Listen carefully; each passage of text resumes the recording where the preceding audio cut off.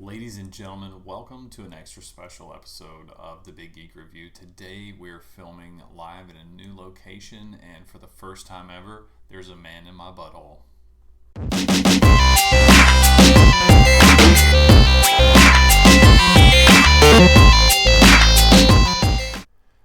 Magic: The Gathering is a tabletop and digital collectible card game created by Richard Garfield. First released in 1993 by Wizards of the Coast, now a subsidiary of Hasbro, Magic was billed as the first trading card game. A player in Magic takes the role of a planeswalker, a powerful wizard who can travel between dimensions of the multiverse, doing battle with other players as planeswalkers by casting spells, using artifacts and summoning creatures as depicted on individual cards drawn from their individual decks. It is often referred to as the most complex game ever created due to its massive card pool and ever-growing mechanics list. It stands as the inspiration to hundreds of modern-day trading card games such as Yu-Gi-Oh!, Pokemon, and countless others. Ladies and gentlemen, welcome back to the Big Geek Review. I'm your host, BuyNextSell, and you're going to see the long-awaited, long-overdue review from the new butthole. And there's a man in my butthole. Bryce, welcome virtually. It's good to see you. Low five. Crush. Oh, God. First try. Nailed it. Bryce, welcome to the channel, man. And go ahead and introduce yourself. Give us a little bit of background of the man in black there. Oh, all right. So yeah, like you said, I'm Bryce, longtime Magic fan. Not new to the butthole, new to this butthole. Unfortunately, I have not been able to go inside this one in person, only virtually. So I'm psyched to be here, though. We're glad to have you, Bryce. For the 11 people that follow my channel that aren't my mom, I'm sure they're all excited to see somebody besides myself on the channel. I do have friends. See, I told everybody at work I do have friends. Oh! Speaking of making friends and enemies, we're here to talk about Magic: The Gathering today. The money child, the golden goose of Wizards of the Coast, and by extension, Hasbro. Hashtag not sponsored by those people, but maybe one day. But we're here to talk about a little bit of how you got into Magic, ergo bringing me into Magic, and a little bit of our thoughts on the state of the current game, where it is, where it's going, and what it may continue to be in the hearts and minds of millions. And I want to kick that off by letting you tell your story about how you got into playing Magic. So Magic: The Gathering started for me when I was but a wee lad, way back in the day in my small town. Me and my best friend, we would ride our bikes up to the local game store, where we would hang out instead of peddling drugs in the woods like all the other kids did. We'd go to the LGS, where we were big into Pokemon, as everyone was at that time. Children are wont to be. I mean, hey, big ups to them. But yeah, we were into Pokemon at the time, so we'd go up to the LGS and we'd crack packs in the Pokemons, play with our friends up there. And as time went on, we would stay at the game store later and later, and that's when all the cool like high school kids would come in. Maybe even college kids if they were back home from school or whatever, and they would be playing Magic: The Gathering, the Devil's game, and we were like the height of the Satanic Panic, which was part of a lot of why I wasn't allowed to play a lot of those games. All these TCGs with kids pretending to be Michael Vick fighting Pokemons in the arms of my father, and kids playing the Yu-Gi-Ohs. Out there summoning Exodias and whatnot, and then you get to Magic where they're literally playing the Devil's game, summoning the demons and the what have yous. Literally in the title, summoning, casting spells, and all that cool stuff that, like you said, the cool kids wanted to check out. What's going on with this fantasy game over here? Yeah, and the back's got like a pentagram with swords on it, looking real satanic, real slick, real dark stuff on the mean streets, super awesome. And that's a part of it. Like my buddy's mom, the best friend I was talking about, hated the idea of us playing Magic. Wouldn't let him play it until we brought to her some of the plains cards, the white cards, showed her the angels and all the soldiers and those Good guys. She's like, okay, you can play white only. So he was pigeonholed into one channel, but okay. He was only allowed to play the plains cards. There you go. And here I was, hard repping swamps. All right? Yeah. There needs to be an antithesis. There's got to be good guys and there's got to be bad guys. I mean, that's all eye of the beholder. All right? Hey. Hey, Wizards of the Coast, baby. Big ups. Shout out. But yeah, so like that's just how it happened. Like the later we stayed there, like we slowly just got transitioned from Pokemon right into Magic. And it didn't stop. He still plays Magic sometimes. He plays Arena mostly now, but like he still plays Magic. I got back into Magic after a hiatus of sorts, and it just sticks on you. Yeah, it does stick on you, and your hiatus, I think, is what led to my involvement. Because as we got on the first take that we didn't get in the recording here. I didn't know if we were going to talk about that one. during the height of my formative years in my early 30s. When you really came into your own. When I really came into my own, you were over at the house, posting up in the old Butthole, R.I.P. R.I.P. I hope that place burns to the ground. I'm sorry, but. The entire area, like no, just that one room in the house, mostly just because it was the worst. But the worst. But you were over during the height of the pandemic when we were not allowed to even leave the city for a good part of nearly 2 years straight, and we ended up passing the time. As we were going in between shifts, and I saw you out cleaning your collection one day, re-sleeving them up, making them, mint worthy for the collection. And I remember seeing you had a green Elvish Mystic out on the ottoman there, and I was like, "What's going on here? What's this game, man?" And you're like, "Magic Gathering." I was like, "Dude, I remember that game in high school. Kids used to get shoved in lockers because they would play it." And that was pretty much my only involvement with TCGs back in the day. I would collect Pokemon cards for a brief time, more of the Yu-Gi-Oh! Still got a lot of the old school Yu-Gi-Oh! Cards. Dust them out every now and then just to look at some Dark Magician and stuff and be like, oh, cool, yeah, this is still a thing. And back into the tin. Yeah, and it's they're right back in the tin. That's exactly right. But Magic seems to have a playability, and it seems that there's so much more to it between the artwork, the strategy, the immersive nature of the game, the way that they distribute lore. And a difference between they'll put some lore tidbits, flavor text on the bottom of the cards, and in the artwork you see a lot of these things depicted. And then the greater storytelling that they do later on. And I think that's just something that's extremely powerful as a medium for storytelling. But then you throw in the granddaddy of all trading card games, and I think you got something special there. Yeah, I agree. As I told you I was going to pull them off, they got full books on this just storytelling. Shout out Urza Saga Brothers War. But those books are older than our children. Exactly. and that kind of speaks to the timeless nature of the game. It seems like those books are just as relevant today as they were 20 years ago. Yeah, like the latest set literally brought back the Brothers War, and this book is 2 decades old. Like it's the way they can like bring back storylines and like how they weave everything together. It's pretty spectacular. Especially like back in the day, it didn't have a whole lot of like Ice Age and Portal and stuff like that. Couldn't really get the same like level of story and detail that you can. You'd see the bottom, the flavor text on the bottom of the card, like you were saying, and like you could see the creatures and stuff. They show up in different panels. But now like you can get so much more with the online like forums and all that kind of stuff. The books, the stuff Wizards of the Coast puts out with the sets. Like it's amazing how big of a world, multiple worlds they're building and planes jumping and all that stuff.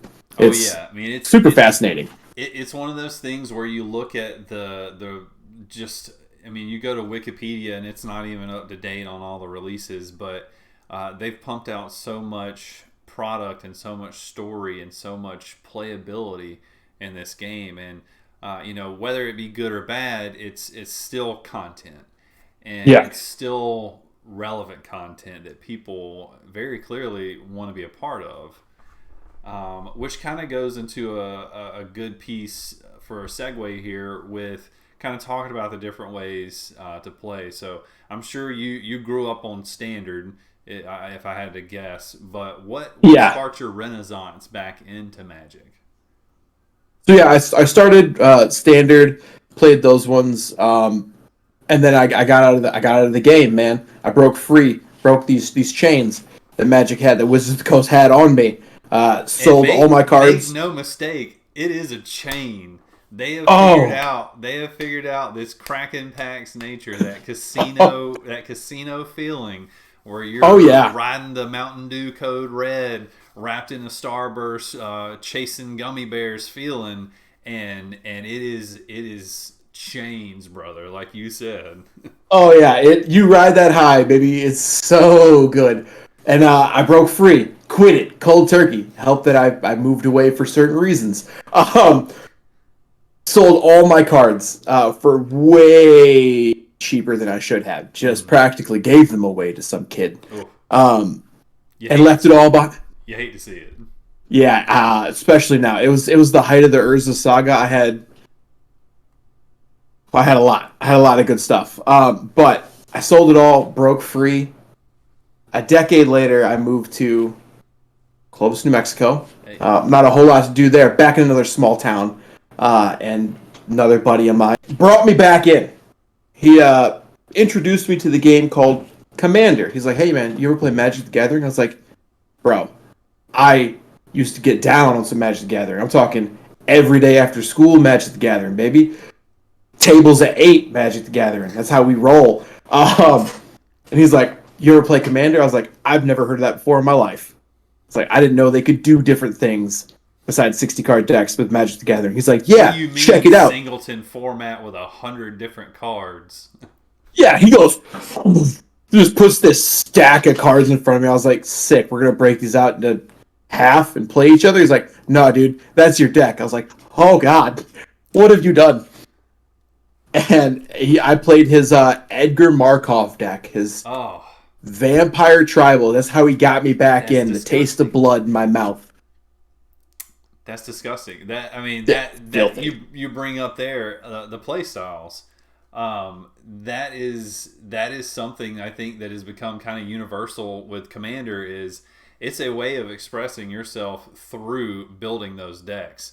Oh yeah. Clearly, Taylor is a huge turd because he built an Edgar Markov deck, and only huge turds build that deck. We joke, of course, but I mean those are the kind of things where how do you feel when you sit down and you look at your vast collection and you bring up some of these resource sites like EDH Rec to look at card lists, and you go, you know what, I've got a card or a handful of cards or a theme or something in mind that I want to build around. Like talk me through that. How does that work for you? So honestly, arguably my best deck that I have, my best commander deck that I have, Yarok the Desecrated. I decided to build him because the first pack I cracked after getting pulled back into the game, I pulled a Yarok from a Magic 21 set, or was Nice. it 20? It was Magic 20 something set. Mm. First card, first rare I pulled, um, It's a and I sign. was like, this is sick. I have to build a commander deck around this. Didn't know anything really about like blink or any of those Mm. effects because they didn't exist when I played really. I was like, all right, I'm gonna build one off of this dude. Don't know how good he's gonna be. We'll just send it, and he turned out to be pretty good. Yeah, I'll say, as someone who's been on the end of multiple, not just beatdowns, whoopings with three whoopings from that deck. I can attest it is pretty good. But that's what's so fun about Magic, though, is all it takes sometimes is one card. You find one card, and all of a sudden it's like, you know what? This theme speaks to me. For me, it's elves. I don't know why. I love elves. You have an affinity for elves. I literally just put 10 elf cards in my cart this afternoon purely because they had the subtype elf on them. They're garbage cards. I will never play. I don't even know how you have any left. I legit would probably be better off paying the 10 cents to get them to me and then throwing them directly in this trash can. But I love them. Thematically, they may go and sit in a box for years. They may sit in this very box right here for years, untouched, just never want them. But 5 years from now, they may print a card that goes thematically and perfectly with that card. And I go, you know what? Now it's time. All those elves that I wanted to build that just made no sense, it's happening. And they were sitting in wait. That's what they were doing. Yeah.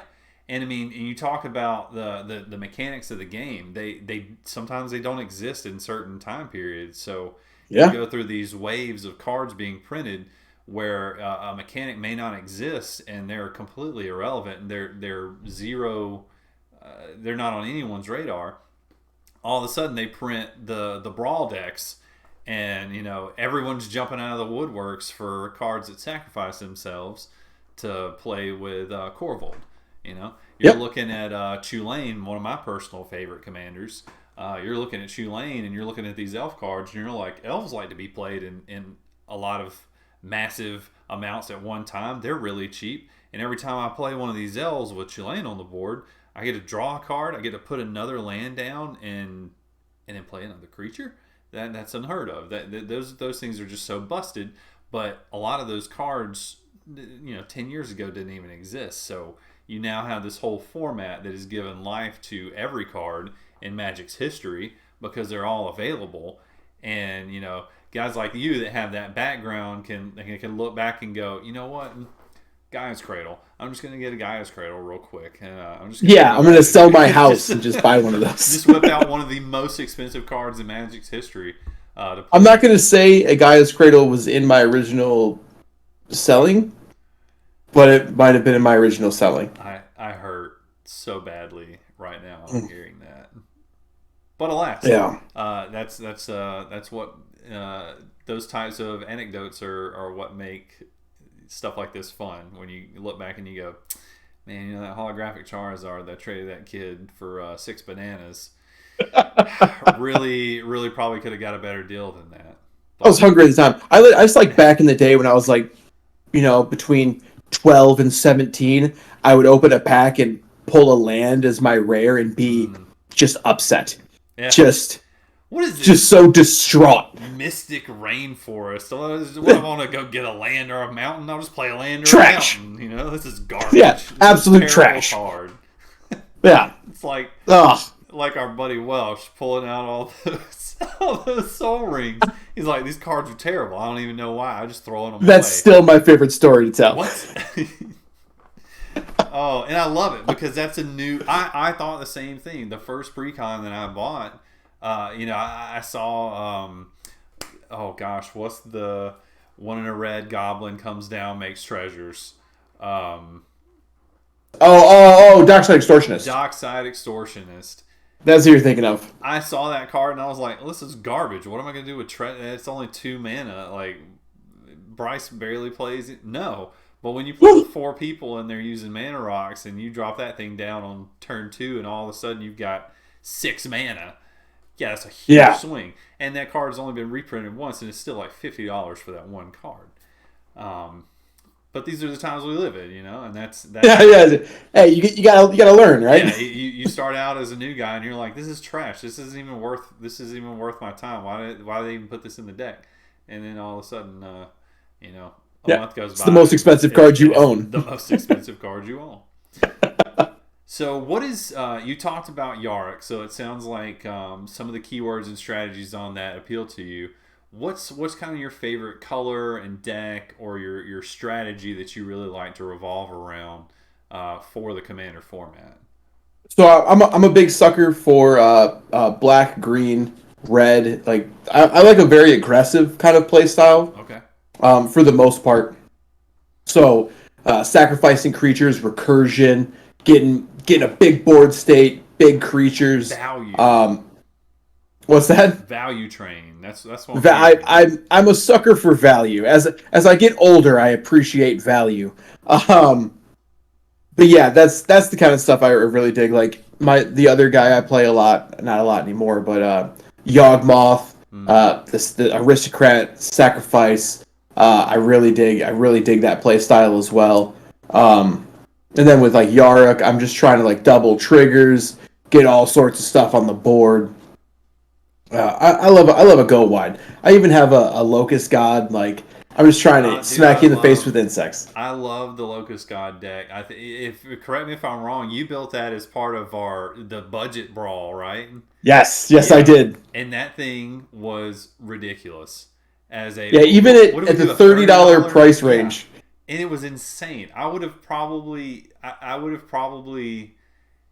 gotten behind you piloting that deck at like a big time event around here, as it was on a $30 budget. And I think you would have done pretty well with it. I mean, Yeah, it I was wouldn't have taken last. I can tell you that. yeah, it was insane.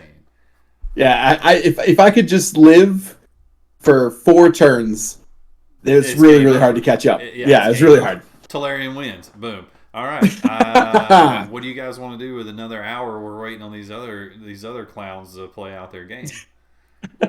Um, but yeah, man. So I mean, different themes and different the way the color pie is set up now.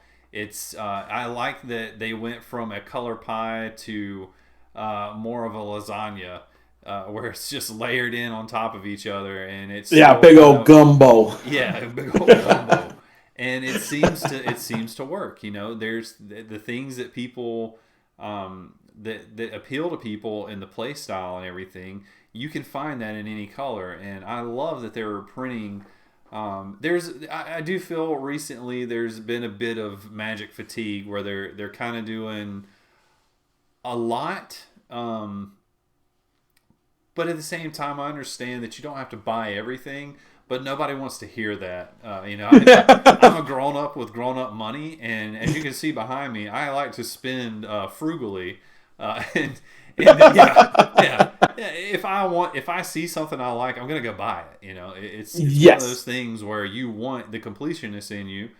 You want to play that. If you played Final Fantasy VII and you didn't play it to 100%, did you actually play Final Fantasy VII? I will argue no. It's that kind of feeling.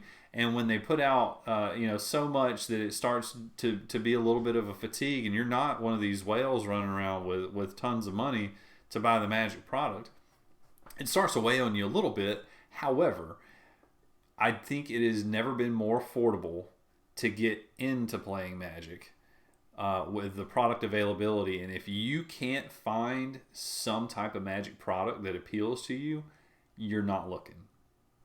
Yes, especially in the commander format. Like it seems like the most daunting to get into because it's 100 cards. It's a lot of variety and things of that nature. But if you just go online or look at your old LGSs, there will be tons of unsold pre-cons or something to that effect.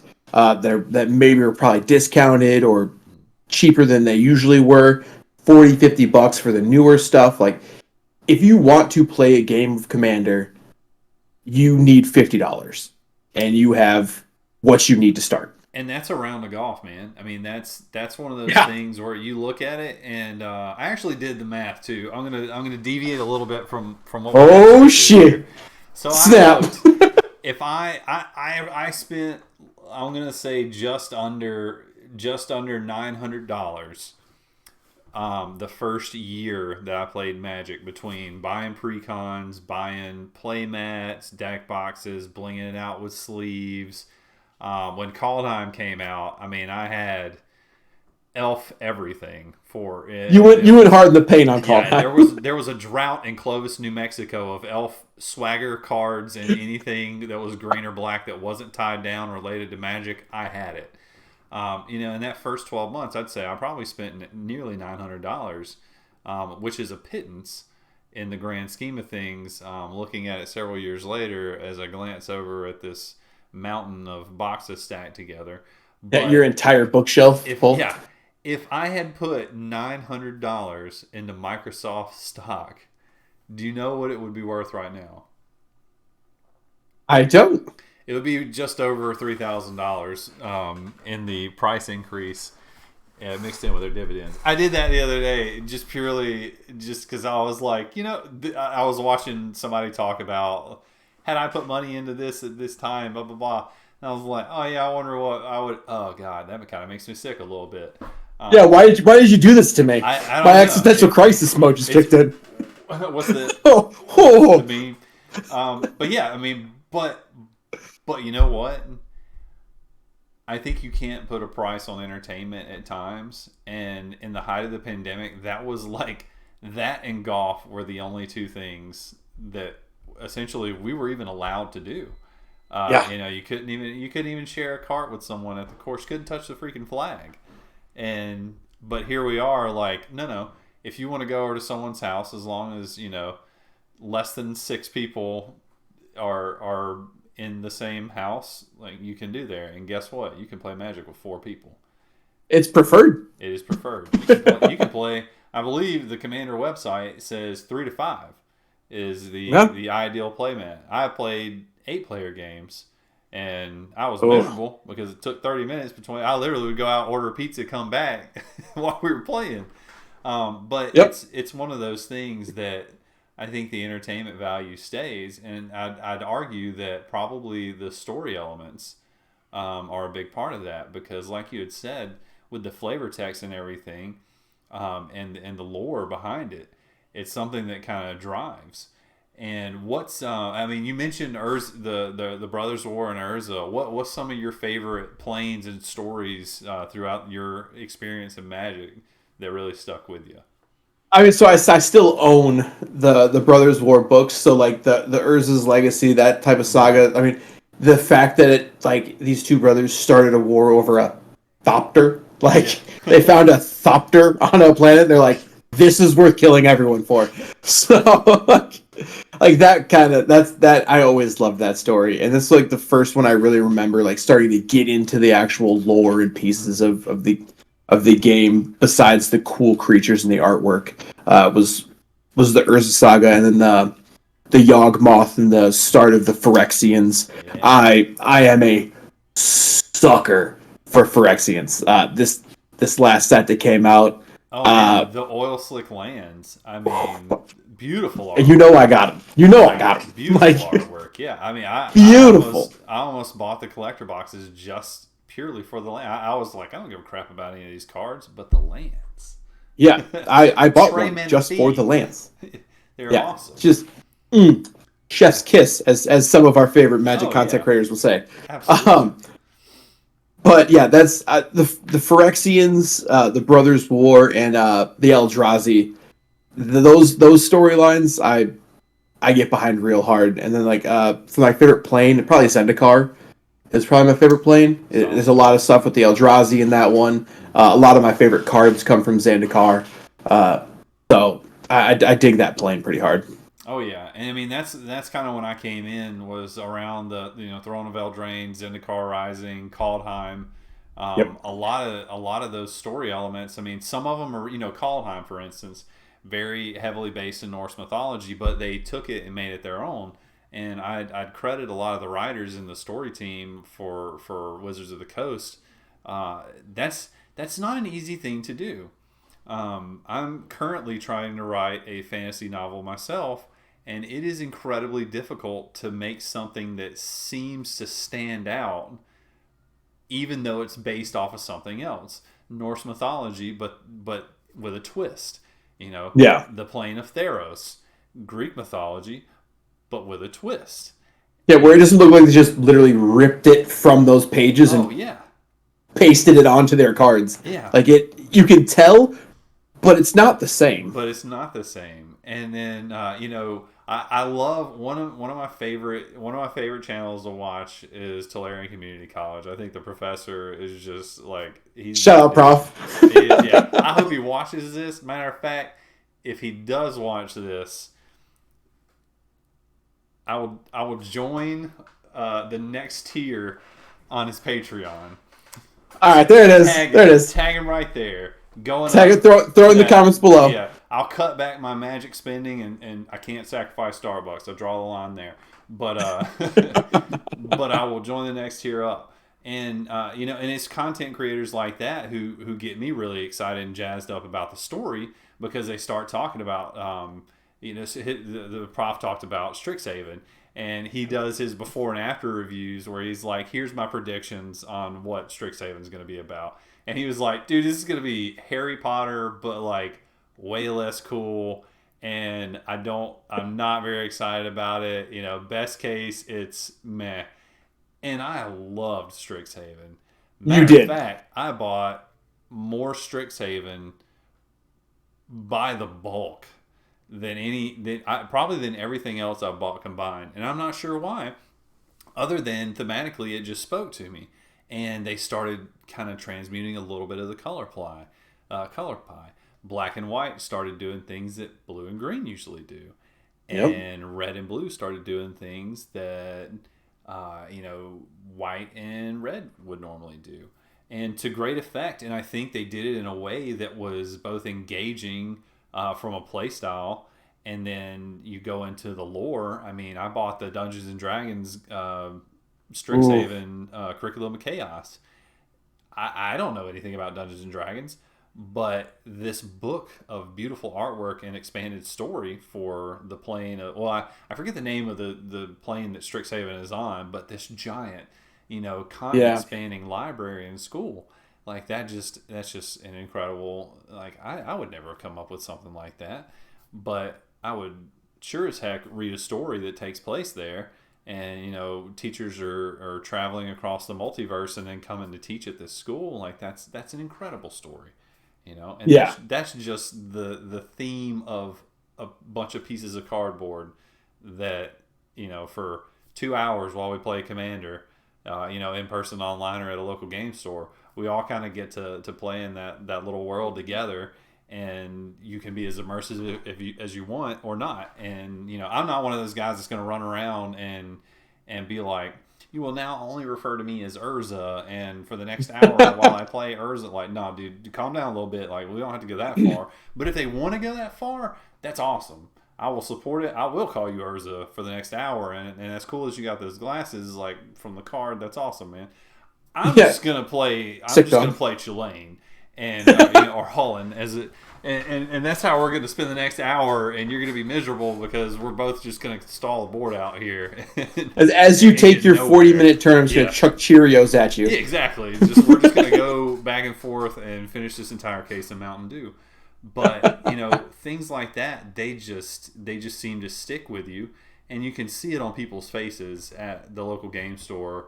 The just sheer joy of the unwashed masses. Emphasis on unwashed. That is something that I never understand, is how we can all go up in there and everybody immediately has, it's the magic smell. That's the smell of magic. That's what I associate. To be fair, our local game store's air conditioning was broken. That is a good point. We were sitting in a warehouse just living it, baby. It was, stewing in it.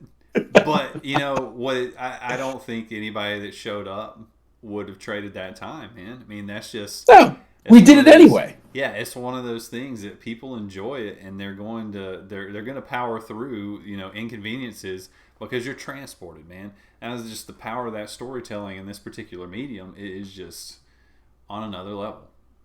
Yeah. Which brings us to another point in the script here. We can talk about favorite characters. You've already mentioned a handful of them, but if you gun your head, favorite character in Magic history. Okay, I have two standouts, Okay. and they are first ridiculous and uh, wildly stupid. Number one, my boy Squee. Nice. I Okay. love Squee. First Tell us off, a because you little put bit him down about and you go Squee. Squee. Tell us about Um, Squee.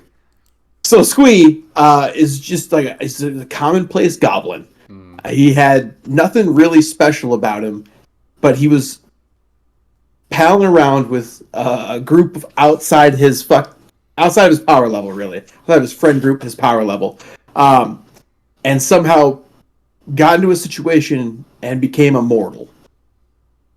So now Squeeze the Undying, and he just carries on through the planes, through the storyline. Squee. His friends are dying off from the original stuff. They're getting converted. They're doing all this stuff. It's just Squee. He always comes back. He's never the ridiculously powerful or just like game changing in any way, really, except for the fact that my boy won't die. Like he There you goes to the go. graveyard, next turn back in your hand. Sweet baby. Like eventually, like he gets the choice and he like gives up his immortality and becomes like a goblin king, and it's like you got Squee Goblin Chief or whatever. Hmm. And he just kind of makes goblins. But he's like, it just makes no sense that Love it. Squee, this ridiculous little goblin, somehow just like hung with the big dogs and just refused to die because of a situation he put himself into. And on that same kind of vein, Flipple Flip the Lost, or I'm probably Nice. butchering his name. I Flip, I can't even Flopple spell Flip. it, so yeah.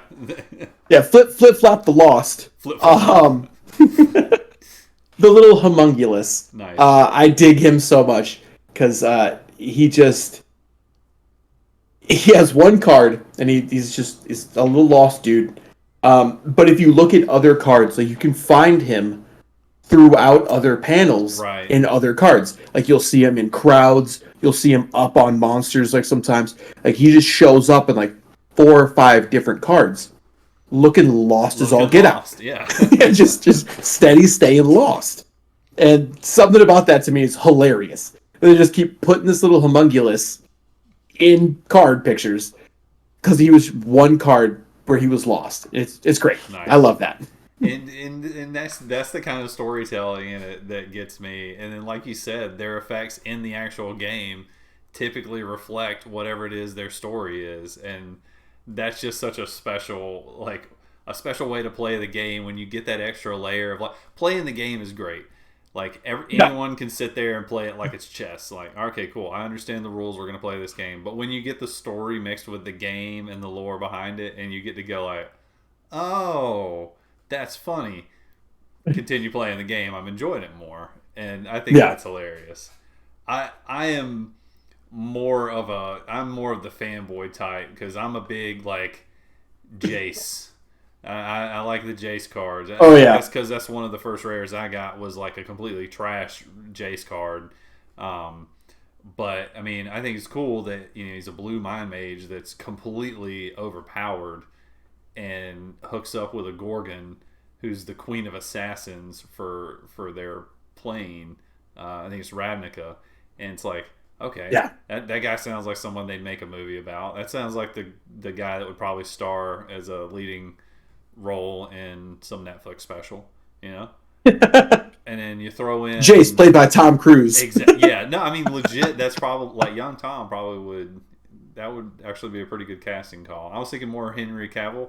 Oh, all right. Like, Oh, he's a CGI little his buff. body down a It's little more. buff for Jace. Yeah. he'd be a little big, but then you throw in bad guy characters like Nicol Bolas, dude. Oh yeah. I mean, an Elder Dragon Planeswalker that sought godhood, briefly attained it, took over like several planes, and has been on multiversal domination. Like that seems like a little bit of a big deal. That's not quite Phyrexian threat level, not quite Eldrazi threat level, but for one dragon running around who's an Elder Dragon, but still like the run of the litter. All right, I can get behind that bad guy. Yeah, And Nicol Bolas was pretty sweet. I will give you that for yeah, sure. I mean, it's just and again the artwork on them, man. I'm gonna Oh, flash cards and stuff throughout this video. Beautiful artwork. I mean, yeah. just Yeah, Nicol Bolas, unparalleled. he had such a grandeur to him, and his Yes, cards reflected that with the artwork. It was yes. so good. A larger than life character that 9 out of 10 times he just seems to pop off the frame, Yeah. and borderless cards were made for Nickel. Like Yes. that's just hands down. Um, but yeah, man. I mean, that's all kind of stuff that we look for in collecting anything. It has been an interesting later in life collection. Getting into Magic, that I do attribute to you pushing me head first into this bottomless pit. But it's one of those things that you get so much enjoyment out of it. I would put my flavor for Magic probably just below. Man, it's getting close to like a top. It's getting close to a number two behind Star Wars. Like Star Wars is my main forever like number one hit, but I think Magic might be creeping up on the popularity and the breadth and depth of the lore, and the fact that I could probably collect posters and artwork and books and everything else from it without ever touching a trading card again, and I would still be just as happy from reading that information and Yeah. having that artwork. I mean, that's a special kind of collection that makes you not want to throw away some of these cards, no matter Yeah, how exactly. worthless they are. Yeah, you end up keeping the trash just because of it. I mean, I have a flip and a couple of his cards that he shows up in. They're trash. I'll never play them, Yeah, but it's nice. And it's also like the fact that it's a medium for like hanging out with your friends. true. Like you could just be like, "Hey, man, you guys want to play some Magic?" And like 9 times out of 10, everyone's like, We'll shuffle up. "Oh, I'm on my way. Yeah. I'm already interested." You hear your doorbell ring. Do you You're just want me like, to grab some food on "Yes, the way there? yeah, exactly." No, Like, I'm good. how are we? We How got are we some Mountain eating? Dew. What's for Yeah. breakfast tomorrow? Because that's how late we're staying up playing. Exactly. Like- Exactly. Yeah, man. Love it. Well, dude, I want to thank you for coming on the channel here. I think that's gonna be some good background on this amazing trading card game. I'm gonna go ahead and score it out here. Big Geek score 10 out of 10. Clearly, 10 out oh, of 10. come on, yeah. I mean, without a doubt. I give it a 10. For a 10 for all those reasons. And I'm just going to shout out a couple quick resources for the folks that might be looking to get a little more into again, this bottomless pit. Make no mistake, you will spend money. Yes, You will yes, you have will. to decide between feeding your children. No, I'm kidding. Don't get that deep. But I think one of the I gotta good crack a avenues- pack real quick, dog. Let me just go get one of these Theros Beyond that's on sale right now. No, but I will say for anyone that's wanting to get into the game and is a little bit worried about the daunting nature of it, and you want to spend $0 investment, Magic the Gathering Arena is a great resource Yes. for if you do nothing other than play the tutorial and go, oh, okay, I get it now. I'll go buy some cards. You can play pretty much every version of Magic on Arena at some point. There are restrictions for how often certain, like Brawl and Commander and stuff like that are accessible on there. I don't think Commander is technically. Is it still? It's just not Brawl? technically Commander. It's like Commander Light, but Okay. it gets you. It scratches the itch. Yeah. So you can get in, crush those out. They're always updating that. It does play fairly well. And if you do want to throw some money at things that don't exist, essentially an NFT, then you can buy cards on Arena. But if you're looking for resources for Magic the Gathering news, Tolarian Community College, shout out Prof. The Command Zone, huge Josh Lee Kwai, Jimmy Wong fan. They have a great cast on there. Commander's Quarters is another good one. Looking at Mitch. Keeping the Golden Pig, baby, out there with those budget brews, those budget picks, and he's pivoted a little bit more to Magic News now, but still gives a lot of really great inputs on making picking budget cards for your decks.